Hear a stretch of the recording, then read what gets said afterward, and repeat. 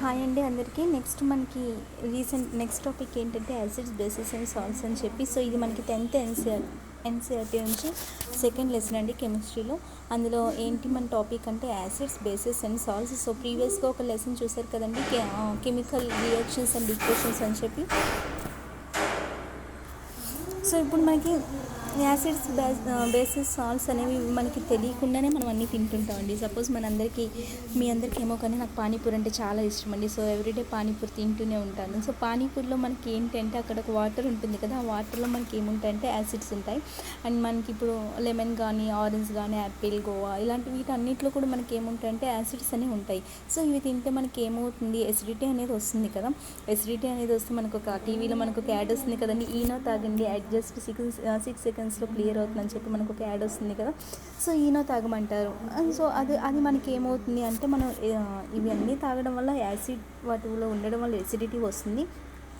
So ఎసిడిటీని prevent చేయడానికి ఏమొస్తుందంటే Eno అనేది వస్తుంది. ఈనో అనేది ఏంటంటే అక్కడ బేస్ అండి. సో యాసిడ్స్ని మీకు ప్రివెంట్ చేయడానికి, అంటే యాసిడ్స్ నుండి మనం ప్రివెంట్ చేయడానికి అంటే వాటికి కాంటెంపరీగా ఏమొస్తుందంటే బేసెస్ అనేవి వస్తాయండి. సో ఇప్పుడు ఈనో గురించి అదొక బేస్ అనమాట. జస్ట్ ఇంట్రడక్షన్ అండి. సో ఇంకా క్లారిటీ ఏం లేదు ఇందులో. సపోజ్ మనం క్లాత్స్ వాష్ చేస్తుండేటప్పుడు క్లాత్స్ వాషింగ్ ఒక యాడ్ వస్తుంది కదండి, వాషింగ్ పౌడర్ నిర్మా అని చెప్పి. సో అదేంటంటే మనకి అక్కడ వాషింగ్ పౌడర్ నిర్మా అనేది ఏంటవుతుందంటే అక్కడ ఒక సాల్ట్ అవుతుందండి, ఓకేనా. అండ్ సపోజ్ చూడండి, లైఫ్ బాయ్ గురించి ఒక యాడ్ వస్తుంది, అది మీకు అందరికీ తెలిసిందే. సో కొన్ని సోప్స్ గురించి యాడ్ వస్తూ ఉంటాయి కదండి, అవి ఏంటంటే బేస్ అండ్ సాల్ట్ మిక్చర్ అండి. సో ఇవంతా మనం డీప్గా, సో ఇలాంటివన్నీ మీకు తెలుసు కదండి. అండ్ అంటే లైఫ్ బాయ్ అంటే అది ఒక సోప్ అనేది మనకి అక్కడ ఏమవుతుందంటే బేస్ అండ్ సాల్ట్ మిక్చర్ అవుతుంది. అండ్ సపోజ్ నాకు చాలా బాగా ఆకలి వేస్తుంది, నేను కేక్ తయారు చేసుకుంటా. సో ఆ కేక్లో కూడా మీకు ఏముంటుందంటే ఒక బేస్ ఉంటుందండి. అండ్ టూత్ పేస్ట్ ఉంటుంది కదా, టూత్ పేస్ట్లో మనకు ఒక యాడ్ వస్తుంది, మీ టూత్ పేస్ట్లో సాల్ట్ ఉందా అని చెప్పి కదా. సో అదేంటంటే అక్కడ టూత్ పేస్ట్ అనేది ఒక బేస్ అవుతుంది. సో ఇలాంటివన్నీ మనం డైలీ లైఫ్ ఎగ్జాంపుల్ తీసుకొని మనం ఇందులో చూద్దాం. సో ఫస్ట్ మనకి ఇందులో ఇంట్రడక్షన్లో మనకి ఏముంటుందంటే, సో మనకి ఇక్కడ ఇంట్రడక్షన్లో మనకి ఏమేమి ఉన్నాయంటే basics of acids, basis and salt, and understanding the chemical properties అంటే ఆ యాసిడ్స్, బేసిస్ యొక్క కెమికల్ ప్రాపర్టీస్ గురించి, అండ్ pH స్కేల్ గురించి, సమ్ ఇంపార్టెంట్ సాల్ట్స్ గురించి, వీటి గురించి మనం ఈరోజు కొన్ని డిస్కస్ చేద్దామండి. సో ఈరోజు మనం బేసిక్స్ చూద్దాము. సో ఇందులో మనకి బేసిక్స్లో మనకి ఫస్ట్ ఏంటంటే ఇండికేటర్స్ గురించి అండి. సో ఇండికేటర్స్ ఏంటి అంటే అవి యాసిడ్స్నా బేసెస్నా అని చెప్పి, అంటే ఇండికేటర్స్ అనేవి యాసిడ్ అవుతాయా బేస్ అవుతాయా అని చెప్తే, ఇప్పుడు ఓల్డెన్ డేస్లో మనకి ఏది యాసిడ్ ఏది బేస్ అని చెప్పి ఒక టేస్ట్ని బట్టి చెప్పేవాళ్ళండి. సపోజ్ మనకు ఒక సోర్ టేస్ట్ అనేది ఉంటే యాసిడ్ అని చెప్పి, సపోజ్ బిటర్ ఇన్ టేస్ట్ ఉంటే మనకి బేస్ అని చెప్పి వాళ్ళు చెప్పేవారు ఓల్డెన్ డేస్లో. కానీ సైంటిస్ట్ ఏం చేశారంటే ఇండికేటర్స్ని ప్రిపేర్ చేసేసేవారు వాళ్ళే. సో వాళ్ళు ఎలా చెప్పారంటే, వాళ్ళు కొన్ని చెప్పారండి సైంటిస్ట్. వాళ్ళు ఎలా చెప్పారంటే ఈ ఇండికేటర్స్ అనేది 2 వర్క్స్ చేస్తుందని. అండ్ ఫస్ట్ వన్ ఏం చేస్తుందంటే కలర్ చేంజ్ చేస్తుందని చెప్పి, అండ్ సెకండ్ థింగ్ ఏంటంటే ఒక స్మెల్లో చేంజ్ ఇస్తుందని చెప్పి. ఫస్ట్ వన్ ఏం చేస్తుందండి మనకి కలర్లో చేంజ్ ఇస్తుంది, అండ్ సెకండ్ థింగ్ ఏంటంటే స్మెల్లోని ఒక చేంజ్ అనేది వస్తుంది. సో మనకి ఇండికేటర్స్ అనేవి నేచురల్గా కూడా అవైలబిలిటీలో ఉంటాయి, అండ్ లేబ్లో అంటే మ్యాన్ మేడ్ కూడా అవి ఓకే అండి, అంటే ఆర్టిఫిషియల్గా కూడా ఉంటాయి, మనకి నేచురల్గా కూడా ఇవి అవైలబుల్ ఉంటాయి. సో ఇందులో చూడండి ఈ స్లైడ్ ఓకే కదా. సో దీని గురించి మనం చూసుకుంటే మనకి ఇంకా ఇందులో ఏముంటాయంటే ఓల్డ్ ఫ్యాక్టరీ ఇండికేటర్స్ అని ఉంటాయి. ఓల్డ్ ఫ్యాక్టరీ ఇండికేటర్స్ అంటే చూడండి ఇప్పుడు లాస్ట్ స్లైడ్లోని, అంటే అవి ఏంటంటే మనకి స్మెల్ చేంజ్ ఇస్తాయండి. అవి కూడా అంటే ఒక్కొక్క మనకి ఇండికేటర్స్ అనేది స్మెల్ అయినా చేంజ్ ఇస్తాయి, లేదంటే కలర్లో అయినా చేంజ్ అనేది తెస్తుంది. సో ఈ ఓల్డ్ ఫ్యాక్టరీ ఇండికేటర్స్ కూడా ఒక టైప్ ఆఫ్ ఇండికేటర్స్ అండి. సో మనం వీటి గురించి ఇప్పుడు డీప్గా చూద్దాము. ఫస్ట్ వన్ మనకి నేచురల్ ఇండికేటర్స్ చూసుకుంటే ఇక్కడ ఫస్ట్ థింగ్ ఏంటుందండి లిట్మస్ ఉంది, అండ్ సెకండ్ రెడ్ క్యాబేజ్ గురించి ఉంది, next third one flower of hydrangea, and next turmeric. So ఇక్కడ లిట్మస్ గురించి చూస్తే, ఇక్కడ లిట్మస్ అనేది మనకి ఏంటంటే ఒక యాసిడ్, మనకి తెలియదు అది ఎసిడిక్ సొల్యూషనా లేదంటే బేసిక్ సొల్యూషన్ అని చెప్పి.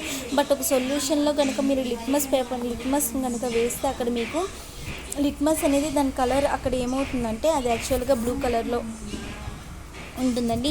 అది దీని కలర్ ఏమో బ్లూ కలర్లో ఉంటుంది. బట్ అక్కడ మీరు ఎసిడిక్ సొల్యూషన్లో కనుక వేస్తే మీకు దాని కలర్ ఎలా చేంజ్ అవుతుందంటే రెడ్ కలర్లో చేంజ్ చేస్తుంది. సో ఇలాంటివన్నీ గుర్తుంచుకోండమ్మా, important points exam point of వ్యూలో. సో ఇక్కడ మీకు లిట్మస్ అనేది మీకు నార్మల్గా యాక్చువల్ కలర్ దాన్ని బ్లూ అండి, బ్లూ కలర్లో ఉండేది మీకు అక్కడ ఒక ఎసిడిక్ సొల్యూషన్. యాక్చువల్గా అది మీకు ఎసిడిక్ సొల్యూషన్ అని తెలియదు, బట్ అది మీకు ఎసిడిక్నా లేదంటే బేసిక్ సొల్యూషన్ అని తెలియాలి అంటే మీరు ఆ లిట్మస్ నా సొల్యూషన్లో మీరు వేసినప్పుడు అది రెడ్ కలర్లో చేంజ్ అయితే అది ఎసిడిక్ సొల్యూషన్ అని చెప్తాము, లేదంటే దాని కలర్ నాకు చేంజ్ చేసుకోవట్లేదు, బ్లూలో ఉన్నది బ్లూలోనే ఉంటుంది, అప్పుడు అది ఏ సొల్యూషన్ అవుతుందంటే బేసిక్ సొల్యూషన్ అవుతుంది. ఓకేనండి. సో ఇప్పుడు లిట్మస్ని తీసుకున్నాం, లిట్మస్ని తీసుకొని ఒక సొల్యూషన్లో వేసేటప్పుడు అది రెడ్ కలర్లో మీకు కనుక చేంజ్ అయితే అది ఎసిడిక్ సొల్యూషన్ అవుతుంది.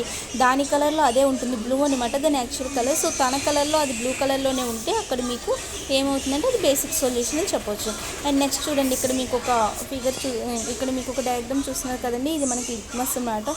సో ఈ లిట్మస్ అనేది మీరు వేసేటప్పుడు మీకు అది ఎలా మారుతుంది, ఇక్కడ మీరు టోటల్గా ఉండేది అది బ్లూ కలర్, కానీ ఇక్కడ మీరు ఇందులో వేసేటప్పుడు అక్కడ మీకు ఏ కలర్లో చేంజ్ అయిపోతుందంటే ఇక్కడ అలా రాను రెడ్ కలర్లో చేంజ్ అయిపోతుంది. సో రెడ్ కలర్లో చేంజ్ ఎందుకంటే దీన్ని ఏమంటామంటే మనం ఎసిడిక్ సొల్యూషన్ అని అంటాము. అలా కాకుండా ఇక్కడ వేసేటప్పుడు మీకు ఏమైతే టోటల్గా బ్లూలోకి వస్తుందండి. ఇక్కడ డయాగ్రామ్ మీకు క్లియర్గా ఇది చూపించలేదు. సో ఇక్కడ మీకు టోటల్గా ఇక్కడ ఏంటంటే మీకు బ్లూ కలర్లో చేంజ్ అయిపోతుంది. బ్లూ కలర్లో చేంజ్ అయిపోయిందంటే అది మీకు ఏమవుతుందంటే basic solution. So next thing చూడండి, ఇక్కడ మీకు కనిపిస్తుంది కదా flower of hydrogen.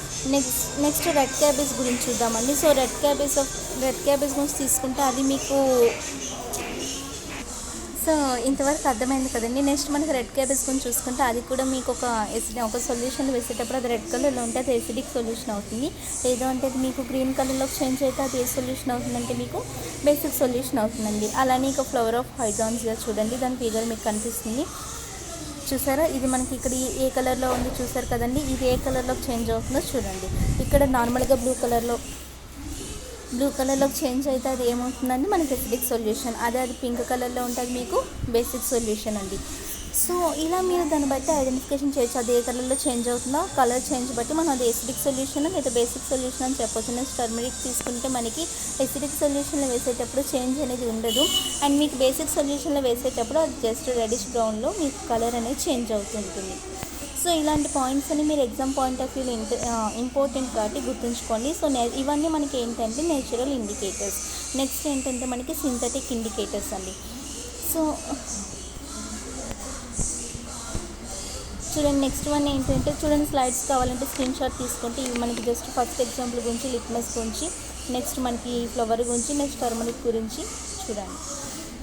So next ఏంటంటే ఇండికేటర్స్లో మనకి సెకండ్ ఏంటంటే సింథటిక్ ఇండికేటర్స్ అండి. ఈ సింథటిక్ ఇండికేటర్స్లో మనకి ఇక్కడ 2 థింగ్స్ ఉన్నాయి చూడండి, ఫినాఫ్థలిన్ ఒకటి అండ్ మిథైల్ ఆరెంజ్ ఒకటి. చూసారా ఇక్కడ మీకు కనిపిస్తుంది కదండి, ఫినాఫ్థలిన్ అండ్ మిథైల్ ఆరెంజ్. ఇది మీకు ఎసిడిక్ సొల్యూషన్లో ఏ కలర్ని ఇస్తుంది అండ్ బేసిక్ సొల్యూషన్లో ఏ కలర్ని ఇస్తుంది.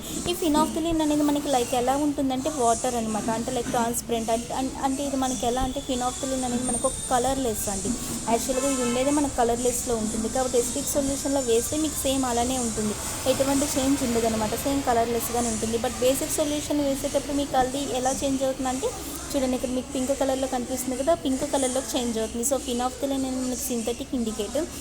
అది మీకు ఎసిడిక్ సొల్యూషన్లో అంటే ఎసిడిక్ సొల్యూషన్ ఏది బేసిక్ సొల్యూషన్ ఏది అంటే కలర్లెస్లోనే ఉంటుంది, మీకు అది ఎసిడిక్ అవుతుంది. లేదంటే దాన్ని వేసేటప్పుడు మీకు పింక్ కలర్లోకి అది చేంజ్ అయిపోతే అది ఏమవుతుందంటే బేసిక్ సొల్యూషన్ అవుతుంది. నెక్స్ట్ మిథైల్ ఆరెంజ్ చూడండి, మిథైల్ ఆరెంజ్ కూడా అంతే అండి. దీని కలర్ యాక్చువల్గా ఎలా ఉంటుందంటే ఆరెంజ్ కలర్లో ఉంటుందండి. మనకి మిథైల్ ఆరెంజ్ కలర్ ఎలా ఉంటుందంటే మనకు ఆరెంజ్ కలర్లో ఉంటుంది. సో ఈ ఆరెంజ్ కలర్లో ఉండేది మనకి ఎసిడిక్ సొల్యూషన్లో వేసేటప్పుడు రెడ్ కలర్లో చేంజ్ అవుతుంది. అండ్ మనకి సో ఇక్కడ మనకి చూసుకుంటే ఈ మిథైల్ ఆరెంజ్ మనకి ఆరెంజ్ ఉండి మనకి రెడ్ కలర్లో చేంజ్ అయింది అంటే మీకు ఎసిడిక్ సొల్యూషన్లో ఉన్నట్టు, ఎల్లో కలర్లో చేంజ్ అయిందంటే బేసిక్ సొల్యూషన్లో ఉన్నట్టుంది. ఇవి మీకు సింథటిక్ ఇండికేటర్స్ గురించి. సో ఇక్కడ మనకి నెక్స్ట్ ఇండికేటర్స్ చూడండి, మీకు సింథటిక్ ఇండికేటర్స్ తర్వాత మనకి ఓల్ఫాక్టరీ ఇండికేటర్ అని చెప్పాను కదా. సో దాని గురించి తీసుకుంటే ఇందులో మనకి చూడండి ఇక్కడ 3 ఆబ్జెక్ట్స్ ఉన్నాయి. ఇక్కడ చూడండి onion and vanilla essence and clove oil. So ఇక్కడ చూడండి మనకి ఆనియన్ అనేది మనకి లైక్ దాని స్మెల్ చూడండి, అంటే ఇక్కడ మనకి ఓల్ఫాక్టరీ ఇండికేటర్స్ అనేది మీకు చెప్పాను స్మెల్లో చేంజ్ ఇస్తుందని చెప్పి. సో ఇక్కడ మీకు ఎసిడిక్ సొల్యూషన్లో అయితే ఎలా ఉంటుంది, బేసిక్ సొల్యూషన్లో అయితే ఎలా ఉంటుంది అంటే చూడండి, ఇక్కడ smell in acidic solution and smell in basic solution. So మనకి దాని ఆనియన్ స్మెల్ ఎలా ఉందో అలానే స్మెల్ ఉంటుంది అనమాట, అంటే క్యారెక్టరిస్టిక్ స్మెల్, అంటే దాని స్మెల్ ఎలా ఉందో అదే స్మెల్ ఉంటుంది మీకు ఎసిడిక్ సొల్యూషన్లో ఉండేటప్పుడు. అది మీకు ఒక బేసిక్ సొల్యూషన్ అని తెలియాలంటే మీరు ఆనియన్ సొల్యూషన్ వేసేటప్పుడు మీకు ఎటువంటి స్మెల్ రాదనమాట. అలాంటప్పుడు మీరు బేసిక్ సొల్యూషన్ అని చెప్పొచ్చు దాన్ని. అండ్ సెకండ్ థింగ్ చూడండి, వెనిల్లా ఎసెన్స్ అనేది మీకు అది ఎలా అంటే దాని స్మెల్ కూడా అంతే అండి. ఎలాంటి స్మెల్ ఉందో అలాంటి స్మెల్లే ఉంటుంది. ఎసిడిక్ సొల్యూషన్లోని నో స్మెల్ అంటే ఎటువంటి స్మెల్ లేదంటే మీకు అది బేసిక్ సొల్యూషన్. క్లోవ్ ఆయిల్ కూడా అంతే అండి. ఇది కూడా మీకు స్మెల్ ఎలా ఉందో అలా ఉంటుంది, అది ఎసిడిక్ సొల్యూషన్. అండ్ దాని స్మెల్ అది మనకి దానికి ఎటువంటి స్మెల్ అది లేదు, ఉన్న స్మెల్ అది పోగొట్టుకుందంటే అది మీకు ఏ సొల్యూషన్ అవుతుందంటే బేసిక్ సొల్యూషన్ అండి. ఇవి మనకున్న ఇండికేటర్స్ గురించి. సో ఫస్ట్ చూసారు కదండి ఇండికేటర్స్లో నేచురల్ ఇండికేటర్స్ ఇవన్నీ చూసారు. And second thing synthetic indicators గురించి చూసారు, phenolphthalein and methyl orange. And next one ఏంటి చూసారు, ఆల్ ఫ్యాక్టరీ ఇండికేటర్స్ అని చెప్పి ఆనియన్ గురించి, వీటి గురించి చూసారు కదా. సో మనకి నెక్స్ట్ ఏంటంటే మన టాపిక్లోకి వస్తే యాసిడ్స్ అండి. So acids are those chemical substances which have a sour taste and change the colour of blue litmus to red. ఇందాక మీరు చూసారు కదండి అది ఏ లిట్మస్ నుండి ఈ లిట్మస్ని ఎలా మారుస్తుందండి మనకి యాసిడ్స్లో చూసారు కదా. బ్లూ యాక్చువల్గా ఇక్కడ బ్లూ దీని లిట్మస్ కలర్ ఏంటంటే మనకి బ్లూ అనేది మనకి ఏ కలర్లోకి చేంజ్ అవుతుందంటే అక్కడ మీకు రెడ్ కలర్లోకి చేంజ్ అయితే దాన్ని మనం యాసిడిక్ సొల్యూషన్ ఆర్ యాసిడ్స్ అని అంటాం కదండి. సో ఇక్కడ మనకి యాసిడ్స్లోకి వస్తే ఫస్ట్ పాయింట్ అదే అండి. యాసిడ్స్ యొక్క టేస్ట్ ఎలా ఉంటుందంటే మీకు అందరికీ తెలిసిందంటే లైక్ కొందరికి బిటర్ టేస్ట్ ఉంటే అది మనకి బేసిక్ సొల్యూషన్ అంటాము, బేసిక్ అని అంటాము. సో ఇక్కడ మీకు సోర్ టేస్ట్ ఉంటే మనం దాన్ని ఏమంటామంటే యాసిడ్స్ అంటామని. ఇక్కడ మీకు చాలా ఎగ్జాంపుల్స్ ఉన్నాయి చూసారు కదా, లెమన్ అని, గ్రేప్స్, యాపిల్, గ్రీన్ యాపిల్ చూసారు కదండి. ఇవన్నీ మీకు కనిపిస్తూనే ఉన్నాయి, లెమన్ కానీ యాపిల్ కానీ అండ్ గ్రేప్స్ కానీ గ్రీన్ యాపిల్ కానీ ఇవన్నీ చూసారు కదండి. అండ్ ఇంకా టామరిండ్ ఇవన్నీ ఉన్నాయి కదండి. ఇవన్నింటిలో ఏముంటాయి, ఇవన్నీ ఏంటంటే మనకి యాసిడ్స్ అనమాట. అండ్ ఇక్కడ చూడండి కొన్ని బాటిల్స్లో ఉన్నాయి కదా, ఈ బాటిల్స్లో మనకి కొన్ని టైప్స్ ఆఫ్ వెనిగర్ ఉంది. సో ఆ వెనిగర్ కూడా మనకి ఏంటంటే అక్కడ యాసిడ్ అండి. అండ్ సపోజ్ ఇక్కడ చూడండి యాంట్ అనేది ఉంది, ఆ యాంట్ అనేది కనుక కుడితే మీకు తెలుసు మన స్కిన్ మీద కుట్టేటప్పుడు మనకి అది రెడ్డిష్ కలర్లోకి వచ్చేస్తుంది మన స్కిన్ అనేది అక్కడ కదా. సో దానిలో కూడా ఏముంటుందంటే యాసిడ్ ఉంటుంది. సో వేట్లో ఏ యాసిడ్ ఉంటుంది అనేది మనం ఇప్పుడు చూద్దాము. సో ఇవన్నీ యాసిడ్స్కి ఎగ్జాంపుల్స్ అండి. సో నెక్స్ట్ వన్ చూడండి, సోర్సెస్ ఆఫ్ డిఫరెంట్ యాసిడ్స్. చూడండి ఫస్ట్ వన్ మనకి ఇక్కడ ఏం చూద్దామంటే వెనిగర్ గురించి చూద్దాము. చూడండి సోర్సెస్ ఆఫ్ యాసిడ్స్లోని మనం ఫస్ట్ వన్ వెనిగర్లో మనకి ఏముంటుందంటే ఎసిటిక్ యాసిడ్ అనేది ఉంటుందండి. చూడండి ఫస్ట్ వన్ మనం వెనిగర్ తీసుకుంటే వెనిగర్లో మనకి ఏముంటుందంటే ఎసిటిక్ యాసిడ్ అనేది ఉంటుంది. ఇప్పుడు సపోజ్ మనం చైనీస్ ఐటమ్స్ తింటూ ఉంటాం కదండి, అందులో మనం సోయా సాస్ కానీ చిల్లీ సాస్ కానీ అవన్నీ మీరు వేసుకుంటూ ఉంటారు, నేనైతే వేసుకోను. సో అలా వేసుకునేటప్పుడు అందులో మనకి ఏముంటుందంటే వెనిగర్ ఉంటుందండి. ఆ టేస్ట్ మీకు ఆల్రెడీ తెలిసి ఉంటుంది, అది సోర్ టేస్ట్ ఉంటుంది. సో అక్కడ మీకు ఏముంటుందండి, చైనీస్ ఐటమ్స్ తినేటప్పుడు మనం అందులో సాస్ వేసుకుంటాం, అందులో మీకు వెనిగర్ ఉంటుంది, వెనిగర్ అనేది మీకు సోర్ టేస్ట్ కాబట్టి అది మీకు యాసిడ్ అండి. ఓకేనా. అండ్ నెక్స్ట్ మనం లెమన్ గురించి చూసుకుంటే ఇక్కడ మనకి ఏముంటుంది, లెమన్ కానీ ఆరెంజెస్ కూడా నెక్స్ట్ స్లైడ్లో మీకు అవన్నీ ఒక టేబుల్ ఆఫ్ ఫామ్లో ఇచ్చాను. సో ఇప్పుడు లెమన్ కానీ ఆరెంజ్ కానీ తీసుకుంటే వాటిలో మీకు ఏముంటుందంటే సిట్రిక్ యాసిడ్ అనేది ఉంటుందండి. సపోజ్ లెమన్ని తీసుకోండి, లెమన్లో మీకు ఏముంటుందంటే సిట్రిక్ యాసిడ్ అనేది ఉంటుంది. నెక్స్ట్ చూడండి టొమాటోలో తీసుకుంటే మీకు ఏముంటుందంటే ఆక్సాలిక్ యాసిడ్ అనేది ఉంటుంది. ఇవన్నీ మీరు గుర్తుంచుకోవాల్సిందే. సో టమాటోలో తీసుకుంటే ఆక్సాలిక్ యాసిడ్ అనేది ఉంటుంది. అండ్ సపోజ్ చూడండి ఇంకా ఏంటంటే మనకి ఇక్కడ గ్రేప్స్ ఉన్నాయి కదా, గ్రేప్స్ కానీ టామరిండ్ వీటన్నిటిలో మనకి ఏముంటుందంటే టాటారిక్ యాసిడ్ అనేది ఉంటుందండి. గ్రేప్స్ అండ్ టామరిండ్లో మనకి ఏముంటుందంటే టాటారిక్ యాసిడ్ అనేది ఉంటుంది. సపోజ్ మనం పానీపూరి ఉంటుంది కదా, పానీపూరిలో మనకి ఏం వాటర్ ఉంటుందో మీ అందరికీ తెలుసు, టామరిండ్ వాటర్ ఉంటుంది కదా. సో టామరిండ్లో మనకి ఏముంటుంది, టాటారిక్ యాసిడ్ ఉంటుంది. కాబట్టి మనకి పానీపూరిలో టామరిండ్ వాటర్ ఉండేటప్పుడు అందులో మనకి ఏముంటుందండి, యాసిడ్ అనేది ఉంటుంది.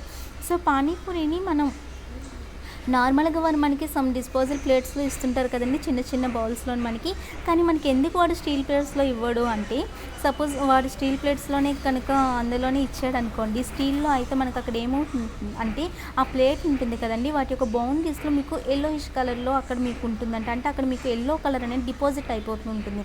సపోజ్ వాడు డైలీ మీకు సిల్వర్ స్టీల్ ప్లేట్స్లో ఇచ్చాడు అనుకోండి, అక్కడ మీకు అక్కడ ఎల్లో కలర్లో మీకు అక్కడ డిపాజిషన్ అనేది ప్లేట్స్ బౌండరీస్లో మీకు అక్కడ కనిపిస్తూ ఉంటుంది. అది చూసి మేమనుకుంటా అయ్యో తను సరిగ్గా వాష్ చేయలేదేమో అనుకుంటా, తను అక్కడ వాష్ చేయకపోవడం కాదు మనకి అక్కడ. అలా మీరు జస్ట్ ఒక వాళ్ళు అక్కడ స్టీల్ ప్లేట్స్లో కానీ ఇస్తే ఇదే పని అవుతుందండి, వాడు వాష్ చేయకపోవడం కాదు అక్కడ, అది మనకి ఆ యాసిడ్ యొక్క ప్రాబ్లం అండి. అంటే అక్కడ ఏమవుతుందంటే ఆ యాసిడ్ అనేది టామరిండ్లో ఎక్కువ ఉంటుంది. ఆ యాసిడ్ వల్లనే మీకు అక్కడ ఎల్లో కలర్లో మీకు అక్కడ బౌండరీస్లో అక్కడ ప్లేట్స్లో ఉంటాయి. కాబట్టి అతను మనకి స్టీల్ ప్లేట్స్ అనేవి సర్వైవ్ చేయడు. ఓకేనండి. సో ఇది మనకి పానీపూరి చిన్న స్టోరీ గురించి. నెక్స్ట్ మనకి యాంట్స్ తీసుకున్నాం అనుకోండి, మిల్క్ గురించి చూద్దాము. సో మిల్క్లో ఏముంటుందండి, చూడండి నెక్స్ట్ మనకి మిల్క్లో ఏముంటుందంటే మనకి లాక్టిక్ యాసిడ్ ఉంటుంది. మీకు అందరికీ తెలుసు మిల్క్ గురించి. మిల్క్లో లాక్టిక్ యాసిడ్ ఉంటుంది. అండ్ నెక్స్ట్ మనకి యాంట్ తీసుకుంటే ఏముంటుందంటే యాంట్లో మనకి ఫార్మిక్ యాసిడ్ అనేది ఉంటుంది. అందుకే అది కుట్టేటప్పుడు మనకి అక్కడ మీకు అక్కడ వాడడం కానీ లేదంటే అక్కడ మీకు కలర్ అనేది జస్ట్ రెడిష్ కలర్లో అవ్వడం కానీ ఉంటుంది. ఎందుకంటే అందులో మీకు ఫార్మిక్ యాసిడ్ అనేది ఉంటుందండి. యాపిల్లో తీసుకుంటే మీకు అక్కడ మ్యాలిక్ యాసిడ్ అనేది ఉంటుందండి. సో ఇది స్క్రీన్ షాట్ తీసుకోండి కావాలనుకుంటే. అండ్ ఇంకా మీకు నెక్స్ట్ టేబుల్ ఆఫ్ ఫామ్లో ఇచ్చాను. చూడండి ఇక్కడ టేబుల్ ఆఫ్ ఫామ్లో చూసుకుంటే ఇక్కడ మీకు యాసిడ్స్ ఇవి మీరు గుర్తుంచుకోవాల్సిందేనండి. ఇక్కడ ఎసిటిక్ యాసిడ్ మీకు వెనిగర్లో ఏ యాసిడ్ ఉంటుంది, లెమన్ అండ్ ఆరెంజ్లో ఏ యాసిడ్ ఉంటుంది, టామరిన్లో అలానే మీకు ఒక్కొక్కటి ఇచ్చారు చూడండి. మిల్క్ యోగర్ట్ కోసం మీకు ఒక క్లాస్లో చెప్పాను గ్రూప్ డి ప్రీవియస్ పేపర్స్లోని. And group D previous papers ఎందుకు ఈ మధ్య ఆపానంటే ఒకటి ఎన్సీఆర్టీస్ ఫస్ట్ అయిపోతే ఒక పని అయిపోతుంది కదా అని ఆపానండి. సో నేను చెప్తానండి గ్రూప్ డి ప్రీవియస్ పేపర్స్ మహా అయితే 1 వీక్లో NCERT 10th physics chemistry 1 week or 10 డేస్లో అయిపోతాయి. అప్పుడు కంటిన్యూ చేస్తాను. సో ఇవన్నీ చూడండి, ఇవన్నీ మీరు ఇంకా గుర్తుంచుకోవాలి ఎందులో ఏ యాసిడ్స్ ఉంటాయని చెప్పి ఒక టేబుల్ ఇచ్చాను. సో నెక్స్ట్ ఏంటి అంటే కెమికల్ ప్రాపర్టీస్ ఆఫ్ యాసిడ్స్ గురించి చూద్దామండి. చూడండి కెమికల్ ప్రాపర్టీస్ ఈ యాసిడ్స్ గురించి తెలుసుకున్నాం కాబట్టి యాసిడ్స్లో వాటి యొక్క కెమికల్ ప్రాపర్టీస్ ఏముంటాయంటే ఫస్ట్ వన్ మనకి అర్హీనియస్ యాసిడ్ అని చెప్పి ఉంటుందండి. అంటే ఈ యాసిడ్ అంటే ఈయన ఏం చేశారంటే అర్హీనియస్ అన్న ఆయన యాసిడ్కి ఒక థియరీ ఇచ్చారు. సో ఏ సబ్స్టెన్స్లో అయితే మీకు సపోజ్ అక్వస్ మీడియం తెలుసు కదా, అంటే water medium. So aqueous medium నుండి మీకు H+ అయాన్స్ కనుక రిలీజ్ అయితే ఆ కాంపౌండ్ మనం ఏమంటామంటే అర్హీనియస్ యాసిడ్. చూడండి ఇక్కడ the substance which releases H+ ions in aqueous medium are called Arrhenius acid. అంతే కదండి. అర్హీనియస్ యాసిడ్ అంటే ఏంటి అంటే మనకి మనకి ఏం చేశారంటే యాసిడ్ గురించి ఒక థియరీ చెప్పారు. ఆయన ఏం చెప్పారంటే ఏ సబ్స్టెన్స్లో ఇస్తే లైక్ అక్వస్ మీడియం నుండి మనకి వాటర్లో ఉన్నప్పుడు అక్కడ H+ అయాన్స్ అనేవి రిలీజ్ అవుతాయో ఆ కంపౌండ్ని అర్హీనియస్ యాసిడ్ అని అంటారండి. ఓకేనా. సపోజ్ ఇక్కడ మనకి ఏంటి అంటే మనకి H+ అయాన్స్ ఉన్నాయి కదండి. H+ అయాన్స్ అంటే మనకి దేంతో ఫామ్ అవుతాయి, మనకి హైడ్రోజన్ ఆటంతోనే కదండి ఫామ్ అవుతాయి. H+ అయాన్స్ మనకి దేంతో ఫామ్ అవుతాయండి, మనకి హైడ్రోజన్ ఆటంతో ఫామ్ అవుతాయి. సో మనకి హైడ్రోజన్ అనేది ఏంటి అంటే లైక్ అది స్మాల్ కిడ్ అనమాట. హైడ్రోజన్ అనేది అన్నిటికన్నా స్మాల్ కిడ్. ఇదేంటంటే చాలా పూర్ అంటే ఇనీషియల్గా మనకి దాని దగ్గర ప్రోటాన్ ఈక్వల్ టు ఎలక్ట్రాన్స్ ఉంటాయి కాబట్టి దాని దగ్గర ఎన్ని ప్రోటాన్స్ ఎన్ని ఎలక్ట్రాన్స్ ఉంటాయంటే 1 ప్రోటాన్ ఈక్వల్ టు 1 ఎలక్ట్రాన్ అని ఉంటుంది. అదే మన సోడియం అంకుల్ కనుకోండి ఆయన దగ్గర 11 ప్రోటాన్స్ ఉంటాయి. అదే మన క్లోరిన్ ఆంటీ కనుకోండి 17 ప్రోటాన్స్ ఉంటాయి అనమాట. కానీ మన హైడ్రోజన్ చాలా పూర్ కాబట్టి తన దగ్గర 1 ప్రోటాన్ 1 ఎలక్ట్రాన్ మాత్రమే ఉంటాయి. ఎలక్ట్రాన్స్ గురించి వీటిలో చెప్పలేదులేండి, జస్ట్ ప్రోటాన్స్ గురించి. అంటే ప్రోటాన్స్ వీళ్ళలోని ఈ అంకుల్లో సోడియం అంకుల్లో ఇలా ఉన్నాయి, క్లోరిన్ ఆంటీలో ఇలా ఉన్నాయి. కానీ మన హైడ్రోజన్ చాలా పూర్ కాబట్టి జస్ట్ 1 ప్రోటాన్ ఉంది. సో ఇనీషియల్గా 1 ప్రోటాన్ ఈక్వల్ టు ఏంటండి మన హైడ్రోజన్కి 1 ఎలక్ట్రాన్. కానీ ఇప్పుడు సోడియంకి ఏంటి మనకు 1 ఎలక్ట్రాన్ కావాలి కదండి. మీకు సోడియం గురించి మీకు తెలుసు, దాని నెంబర్ ఎంతండి. సోడియంకి మనకి ఇక్కడ నేను రాయలేదు అనుకోండి. ఒక సోడియంకి మనకి ఎంతండి, మనకి నెంబర్ మనకి దాన్ని అటామిక్ నెంబర్ 11 కాబట్టి మనకి దానిలో ఎలా రాసుకుంటాం మీకు తెలుసు కదా 2, 8, 1 అని చెప్పి మీకు ఇది ఆల్రెడీ ప్రీవియస్ క్లాసెస్లో వినుంటారు. సో 1 అనేది మనకి అవుటర్ మోస్ట్ షెల్లో ఉన్న ఎలక్ట్రాన్స్. సో ఇది 1 ఎలక్ట్రాన్ అంటే ఇక్కడ మనకి డూప్లెట్ కంప్లీట్ చేసుకుంది, ఆక్టేట్ కంప్లీట్ చేసుకుని నెక్స్ట్ ఆక్టేట్ కంప్లీట్ చేసుకోవాలంటే దానికి 7 ఎలక్ట్రాన్స్ కావాలి. 7 ఎలక్ట్రాన్స్ అంటే దానికి చాలా ఎనర్జీ కావాలి కాబట్టి అది ఉన్న 1 ఎలక్ట్రాన్కి డొనేట్ చేసేస్తుంటే అది స్టెబిలిటీని తెచ్చుకుంటుంది కదా. సో స్టెబిలిటీ కోసం అది ఉన్న 1 ఎలక్ట్రాన్ అది ఇచ్చేస్తుంది కదా. సో క్లోరిన్ కూడా మీకు వీటి గురించి నేను ప్రీవియస్ క్లాసెస్లో చెప్పాను. సో ఇక్కడ మనం హైడ్రోజన్ గురించి మాట్లాడుతున్నాం. హైడ్రోజన్లో మనకి ఇనీషియల్గా ఏంటి 1 ప్రోటాన్ ఈక్వల్ టు మనకి 1 ఎలక్ట్రాన్. ఇప్పుడు ఎవరో ఒక ఆటమ్ వచ్చి ఆ ఉన్న 1 ఎలక్ట్రాన్ తీసుకోవచ్చు, ఎందుకంటే అది అవుటర్ మోస్ట్ షెల్లో దానికి ఒకటే ఎలక్ట్రాన్ ఉంటుంది. సో అవుటర్ మోస్ట్ షెల్లో ఉండేటప్పుడు మీకు ఆల్రెడీ తెలుసు న్యూక్లియస్ నుండి దూరంగా ఉంటాయి కాబట్టి వాటి మధ్య మీకు అట్రాక్షన్ పవర్ తగ్గిపోతుంది కాబట్టి ఆ 1 ఎలక్ట్రాన్ ఎవరో ఒకరు వచ్చి దాన్ని చోరీ చేసుకుంటారు. సో ఓన్లీ అప్పుడు ఏం మిగులుతుంది, ఇంకా దాని దగ్గర ఓన్లీ 1 ప్రోటాన్ మాత్రమే ఉంటుంది. సో ఇనీషియల్గానే మీకు హైడ్రోజన్ అనేది పూర్గా ఉంది, ఇప్పుడు ఉన్నవి కూడా అది డొనేట్ చేసేస్తుంది, ఇంకా అది పూర్ అయిపోయిందండి. అంటే ఇప్పుడు మీకు 1 ఎలక్ట్రాన్ అది డొనేట్ చేసేసింది కాబట్టి మీకు అక్కడ అది ఎలా మారుతుందండి H+గా చేంజ్ అవుతుంది కదండి. మీకు ఆల్రెడీ తెలుసు ఎలక్ట్రాన్స్ని ఎప్పుడైతే ఇచ్చేస్తుందో నెగిటివిటీ తగ్గిపోయి మీకు అక్కడ పాజిటివిటీ వస్తుంది. అంటే మీకు అక్కడ ప్రోటాన్ నెంబర్ అంటే అక్కడ మీకు పాజిటివ్ వస్తుందని మీకు ఆల్రెడీ తెలుసు కదండి. సో ఇక్కడ మనకు అలా మనకి H+గా మనకు అక్కడ మారుతుంది. సో ఇది ఇంకా పూర్గా ఉంటుందండి. హైడ్రోజన్ మీకు ఇనీషియల్గా హైడ్రోజన్ పవర్ 0 అనేది పూర్, కానీ H+ అయాన్ కూడా ఇంకా పూర్ అనమాట. కానీ ఏ ఆటమ్ కూడా మనకి ప్రోటాన్ని తీసుకోలేదండి. ఎందుకు ప్రోటాన్ని తీసుకోలేదు మీకు ఆల్రెడీ ప్రీవియస్ క్లాసెస్లో చెప్పాను. సో ఎందుకు ప్రోటాన్ తీసుకోలేదండి, న్యూక్లియస్ వాల్స్ లైక్ జువారీ సిమెంట్తో కన్స్ట్రక్ట్ చేస్తుంటారు అనుకోకండి. సో మీకు ఇది ఆల్రెడీ ప్రీవియస్ క్లాస్లో చెప్పాను, ఒకసారి రివైజ్ చేయండి. మనకి ఎందుకు ఎలక్ట్రాన్స్ మాత్రమే తీసుకుంటాయంటే న్యూక్లియస్ నుండి మనకి దూరం వెళ్ళిన కొద్దీ అవుటర్ మోస్ట్ షెల్లో అంటే న్యూక్లియస్కి పాజిటివ్ ఛార్జ్ ఉంటుంది, ఎలక్ట్రాన్స్కి నెగిటివ్ ఛార్జ్ ఉంటుందని నేను మీకు ఆల్రెడీ చెప్పాను. సో న్యూక్లియస్ లోపల ఉన్న వాటికి పాజిటివ్ ఛార్జ్, ఈ దగ్గరలో ఉన్న షెల్స్కి ఎలక్ట్రాన్ ఛార్జ్ మన అట్రాక్టివ్ పవర్ ఉండడం వల్ల వాటిని అట్రాక్ట్ చేస్తుంది, కానీ అవుటర్ మోస్ట్ షెల్లో ఉన్న ఎలక్ట్రాన్ అది అట్రాక్ట్ చేయలేదు. ఎందుకంటే మీకు ఆల్రెడీ చెప్పాను నేను, డిస్టెన్స్ పెరుగుతున్న కొద్దీ మనకి అట్రాక్టివ్ పవర్ అనేది చాలా తగ్గిపోతుంది కదా. సో మనకి అక్కడ అట్రాక్టివ్ పవర్ అనేది తగ్గిపోతుంది కాబట్టి అవుటర్ మోస్ట్ షెల్లోనే ఈజీగా వెళ్ళిపోతాయండి బయటికి. అది మీకు ఆల్రెడీ చెప్పాను. బట్ న్యూక్లియస్లో ఉన్న వాటిని తీసుకోలేవు, అవుటర్ మోస్ట్ షెల్లో ఉన్న మాత్రమే ఎలక్ట్రాన్స్ మాత్రమే అందుకే బయటకు వస్తాయి, అంతేగాని న్యూక్లియస్ వాల్స్ ఏదో జువారీ సిమెంట్ అని అనుకోకండి. నెక్స్ట్ ఇక్కడ ఇంకొక థింగ్ ఏంటంటే చూడండి, మనకి ఇప్పుడు పొటాషియం అని ఉందనుకోండి, పొటాషియంకి మీకు చివరిలో స్పెల్లింగ్లో ఎలా వస్తుందండి, IUM అని వస్తుంది కదా. అండ్ సపోజ్ అల్యూమినియం తీసుకున్నాం అనుకోండి, ఎండింగ్లో మీకు ఏమొస్తాయండి, IDM. జస్ట్ సెకండ్ చూడండి, ఇక్కడ మీకు పొటాషియం కానీ అల్యూమినియం కానీ మీకు ఎండింగ్లో ఏ వర్డ్స్ వస్తాయండి, మీకు IUM అనేసి వర్డ్స్ వస్తాయి కదండి ఎండింగ్లో. సో IUM వర్డ్స్ వచ్చేవన్నీ కూడా మీరు గుర్తుంచుకోండి, పాజిటివ్ ఛార్జ్ని కలిగి ఉంటాయి. అండ్ సపోజ్ క్లోరైడ్ అనుకోండి, క్లోరైడ్కి ఎండింగ్లో మీకు ఏముంటాయి, IDM అని వస్తుంది కదా. క్లోరైడ్ స్పెల్లింగ్ మీరు రాసుకుంటే మీకు చివరిలో మీకు ఏమొస్తుంది, IDM అనేది వర్డ్స్ వస్తాయి. సో ఇలాంటివన్నీ మీకు ఏ ఛార్జ్ ఉంటాయంటే నెగిటివ్ ఛార్జ్ ఉంటాయండి. ఇది బాగా గుర్తుంచుకోండి. చివరిలో IUM వర్డ్స్ ఉన్నాయవన్నీ కూడా మీకు పాజిటివ్ ఛార్జ్ని కలిగి ఉంటాయి, చివరిలో IDM వర్డ్స్ ఉన్నాయవన్నీ కూడా మీకు నెగిటివ్ ఛార్జ్ని కలిగి ఉంటాయండి. సో ఇంతవరకు అర్థమైంది కదండి. నెక్స్ట్ ఇక్కడ చూసుకుంటే మనకి ఫ్లోరిన్ కానీ ఆక్సిజన్ కానీ చూడండి, ఇక్కడ రాసిన చూసారా, ఫ్లోరిన్ కానీ ఆక్సిజన్ కానీ నైట్రోజన్ కానీ వీళ్ళు ముగ్గురు ఏంటంటే చాలా డేంజరస్ అండి. వీళ్ళు ముగ్గురు చాలా చాలా డేంజర్.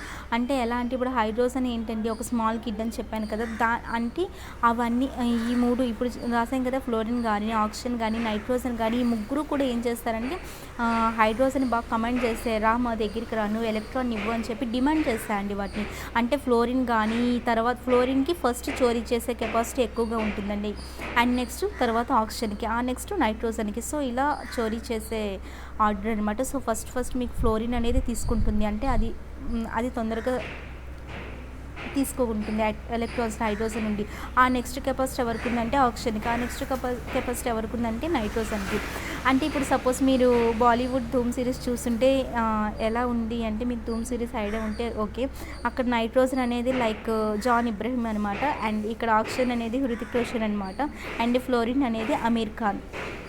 సో ఇలా ఈ మూడింటి తర్వాత ఎవరు అంటే నెక్స్ట్ చోరీ చేసేవారు క్లోరిన్, బ్రోమైన్, నెక్స్ట్ ఇంకా ఎవరంటే అయోడిన్ అండి. క్లోరిన్, బ్రోమిన్ అండ్ అయోడిన్ వీళ్ళు ముగ్గురు ఎవరి దగ్గర అంటే వీళ్ళనమాట, వీళ్ళకి ట్రైనర్స్.